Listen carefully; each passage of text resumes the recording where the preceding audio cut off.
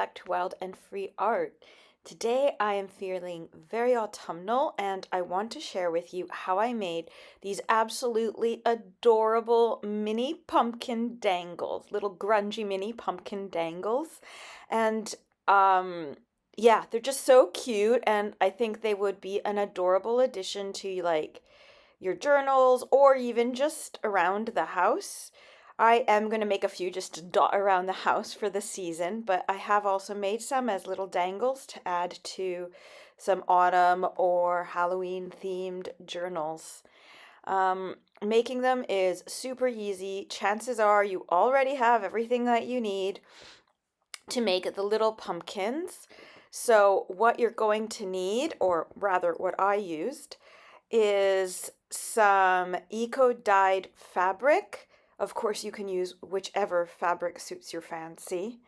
A glue gun, you will need some scissors, a little stick or other equivalent to use as a little stem, and some needle and thread. And in my case, I used bookbinding thread as well.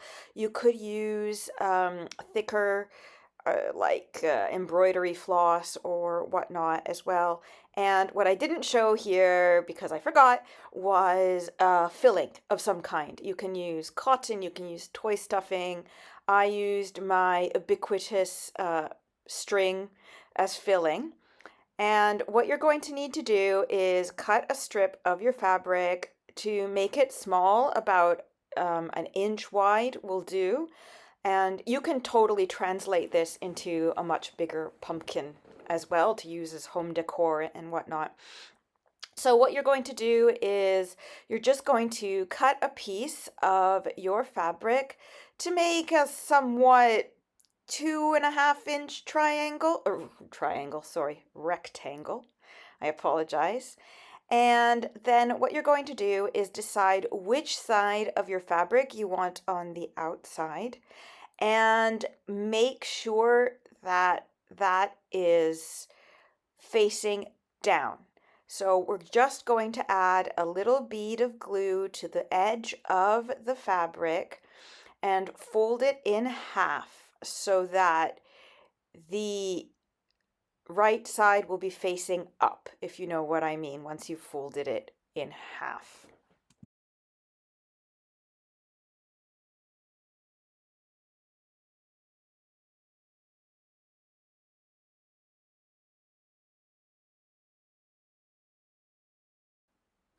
Then you're going to want to thread your needle. Here I just used some normal sewing thread, and I've doubled it up so that it has a little bit more strength to it. And all you're going to do is create a running stitch around the bottom of your little square that you now have. So it doesn't matter top or bottom, but just create a running stitch around it. Now, just on the fabric, so do not stitch the two sides of the fabric together.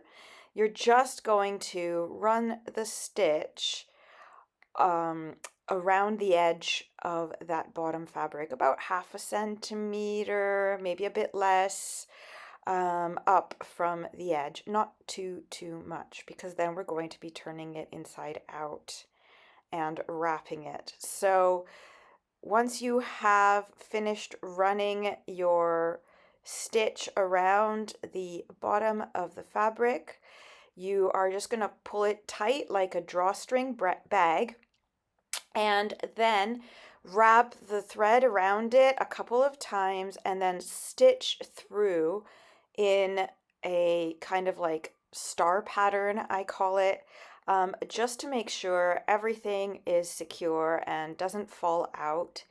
And then you're going to just tie off the thread once you're sure it's not going to unravel. And you are going to turn your little piece of fabric inside out.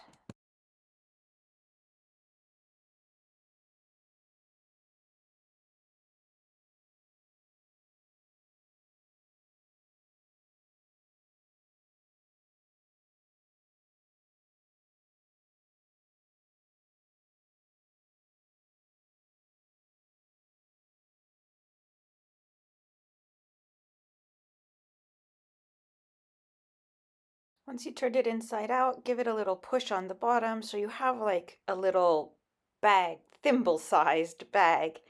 And now you're going to start stuffing it. Now I just got my scrap of string and I have some other little bits of scrap string, my macrame string as usual. You can use cotton, you can use actual toy stuffing, you can use fabric scraps. Just use whatever you have on hand that you need to kind of get rid of.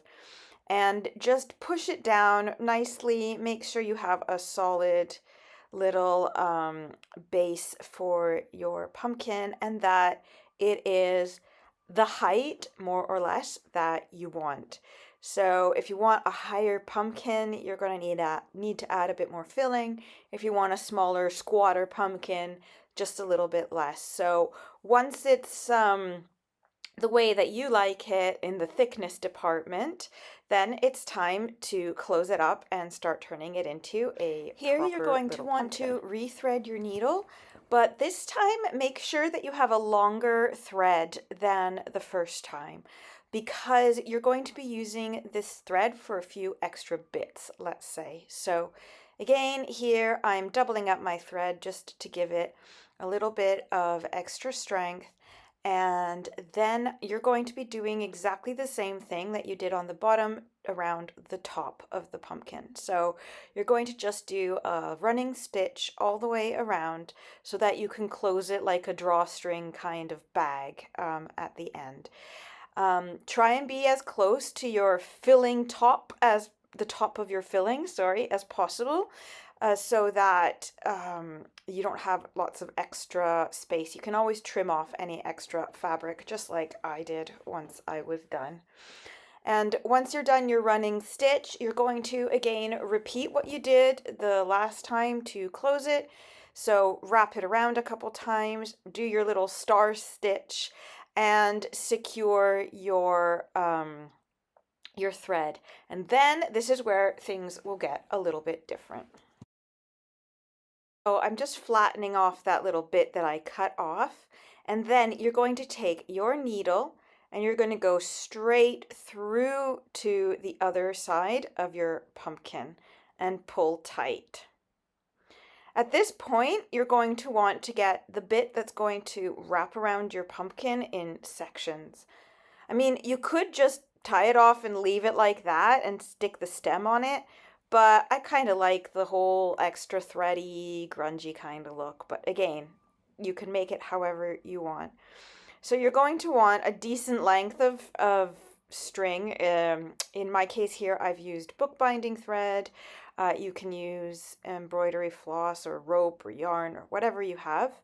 And I'm just going to lay it across and just stitch around it really quick just to secure it into position.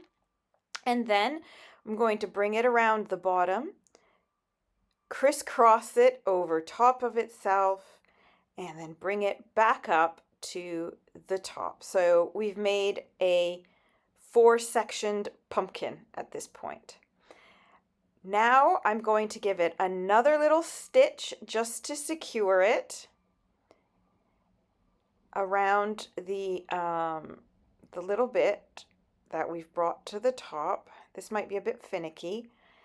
And once I've just wrapped around it once to secure it, then we're going to repeat by going around in between the other way around, so making a cross the other way around.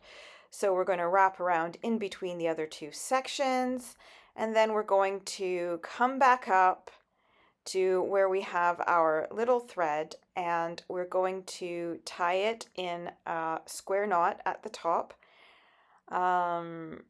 adjust it, and then secure it again with the thread to make sure it doesn't shift around.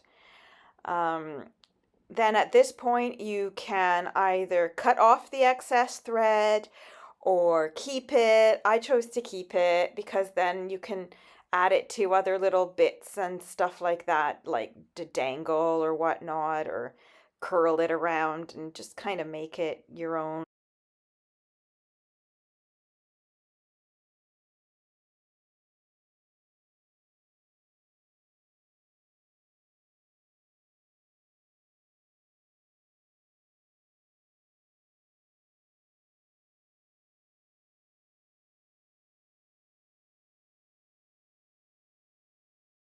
Your next step is to add your stem.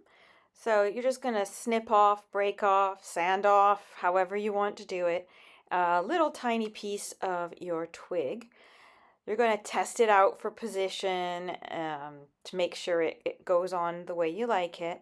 And then you're just going to grab a dab of hot glue and stick that in the middle and stab your stick in. It will kind of move around a bit, but what I like to do is to take advantage of the fact that the glue kind of squeezes out and squeeze my pumpkin so that some of the fabric comes up and kind of attaches itself like it would around the stem, so it comes up a bit higher.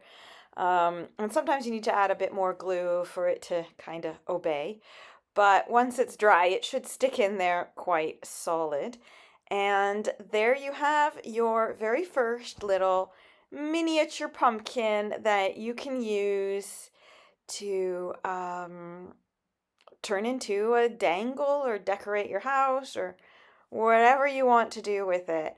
What I've done to turn it into a dangle is I've just got a jump ring and I've just run it underneath the threads near the stem, and then it's like a dangle and you're ready to attach it like any other charm that you want.